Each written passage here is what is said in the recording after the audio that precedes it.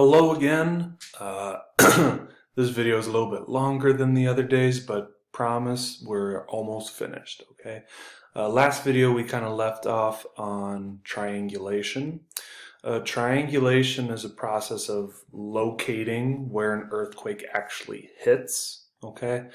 And you use 3 different seismographs in 3 different places that record that the P and the S waves are released by an earthquake. Okay, because remember the seismic waves leave the epicenter and they spread out in all directions. Okay, and notice the intersection of all 3 circles. That shows us where the earthquake's origin. That shows us where the earthquake starts. Okay, but I just want to show you how that looks like. I'm not going to ask you for to actually do this because this requires a lot of higher level math and science skills, and it's not fair. I mean, heck, I learned how to do this when I was a senior in high school, okay? There's a lot of different math in play, lots of different equations. It's not fair to ask you to set that up, okay? So we are still in this region of the globe, okay? But notice there are 3 different signals now, A, B, and C, okay? Station A, Station B, Station C. So these are 3 different cities. Okay, so we can pretend, not saying that it's accurate, okay, we can pretend that, okay, let's say this is St. Paul, that's St. Cloud, so signal A will be St. Cloud, signal B will be St. Paul, signal C will be Rochester, okay. So I'm just going to set the radiuses down to 0 for now. All right. And then we're going to let an earthquake hit. Okay. We're going to watch the signals of A, B, and C to help us out.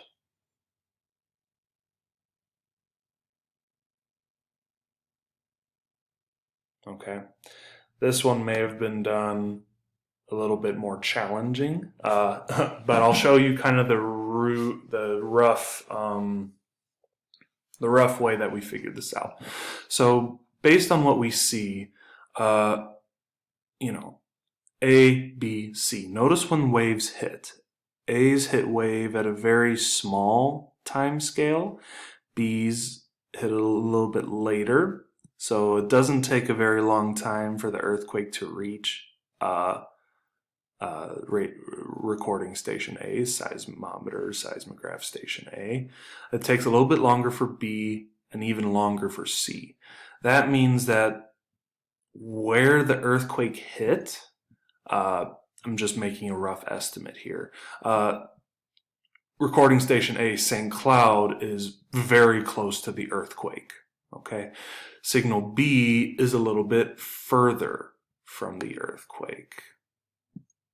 All right, and then signal C is even further from the earthquake.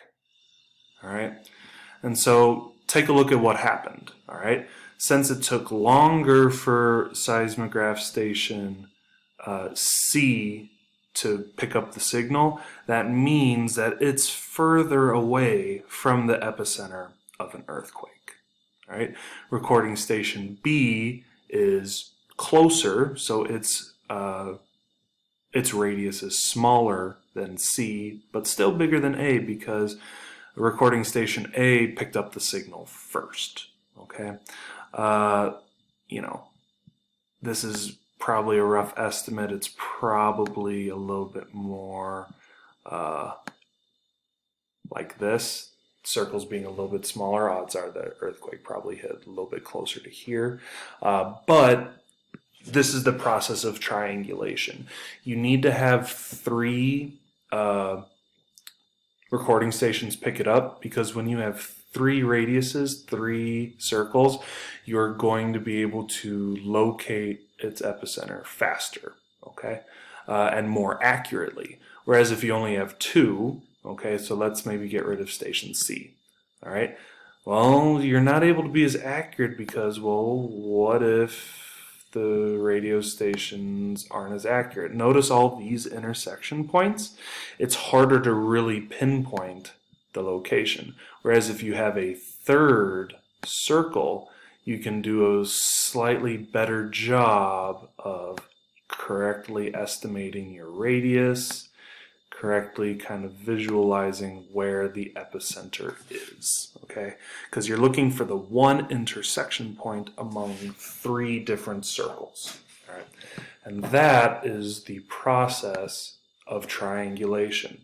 An earthquake hits, 3 different seismographs and seismometers pick up the seismic waves from the earthquake, and where all those circles meet, they show you where the epicenter is. And so what do a seismometer and seismograph help us do? Well, that's kind of a review from this slide. And then describe the process of triangulation in your own words. Well, that's kind of like this slide, and it's kind of like what we just did here. So if you need to rewind the video, go for it. All about that life. That was weird. Don't say that again, Mr. P. But yeah, that's showing you how we locate an earthquake. Okay, triangulation. Make sure you're describing it more in your own words. Don't just say triangulation is how we do this, and be more specific. So for Wednesday, April 8th attendance check-in, make sure you say here in the class comments section on today's assignment. Test student and Tommy, way to go, Tommy. Make sure you answer the questions posted on 5, 6, and 8. 5, like we did together. 2 you didn't do. 6 and 8. Going back to the correct slides, make sure you get the question there. Done. Okay. Remember to check in with me about today's lesson through a private comment, email, or during my office hours from 12:30 to 1. That's again if you need it. All right. This lesson's a little bit longer, a little bit more newer and more challenging. So it's okay if you have questions. I am here to help answer them. All right. Have yourselves a fantastic day. Tomorrow we will start our introduction of Alfred Wegener and the idea of continental drifting and plate tectonics. That idea builds off of earthquakes, right? The two ideas are very closely linked together, and we'll see that tomorrow. Have a great day.